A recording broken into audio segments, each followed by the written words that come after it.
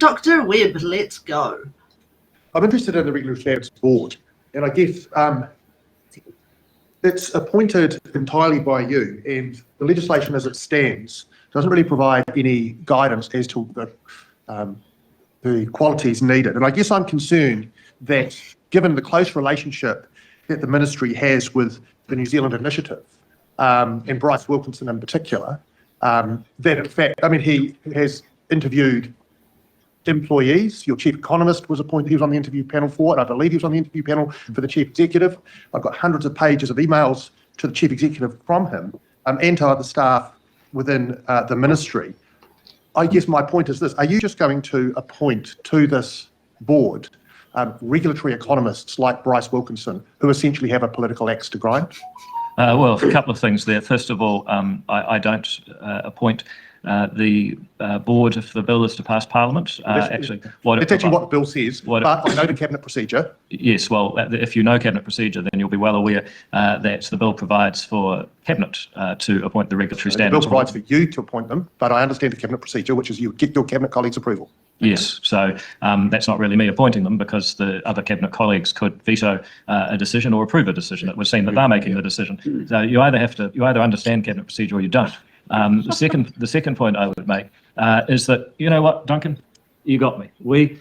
I admit, have been taking advice from one of, if not New Zealand's best regulatory economists, and he's been giving it to us entirely for free because he cares about public policy. Well, it is that bad. It really is that bad. But someone from a lobby group called the New Zealand Initiative has been sitting on interview panels for public service. Well, first of all, they're not a lobby group; they're a think tank, and it's not unusual.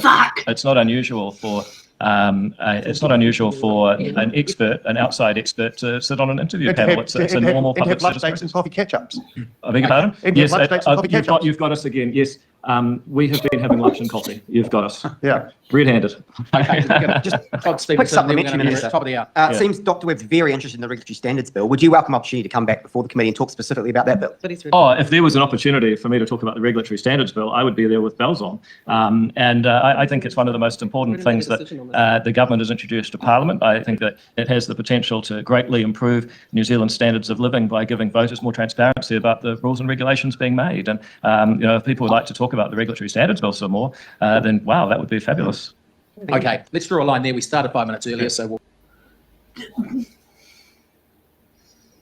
Like, is he trying to say, oh, look, you got me. Oh, look, you got me again. Oh, look, you got me. Sing hallelujah. Quick, throw me a Patsy question. I'm drowning.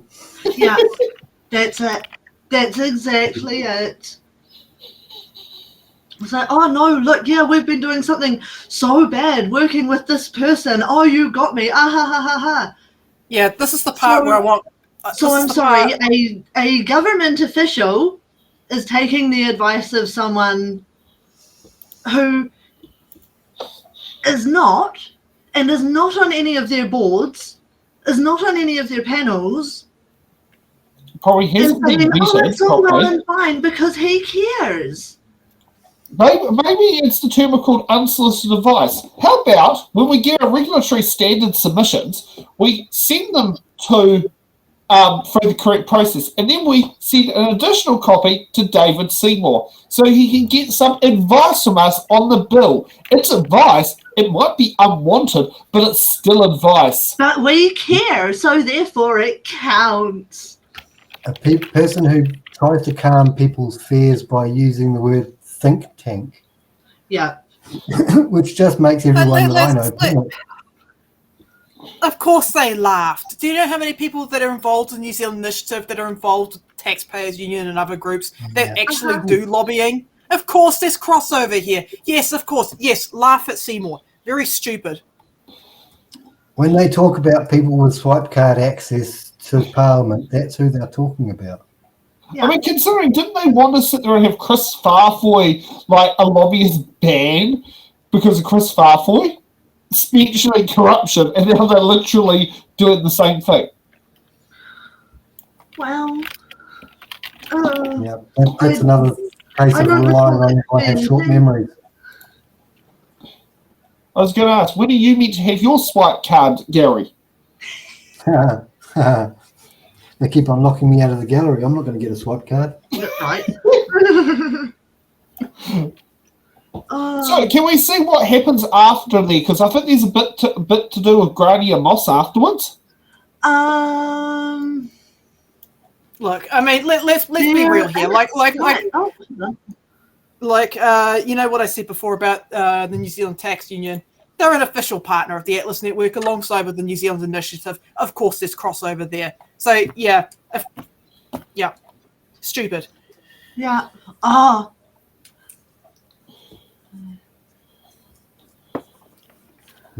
Atlas Network ministers being advised by Atlas Network think tanks and reported on by Atlas Network journalists.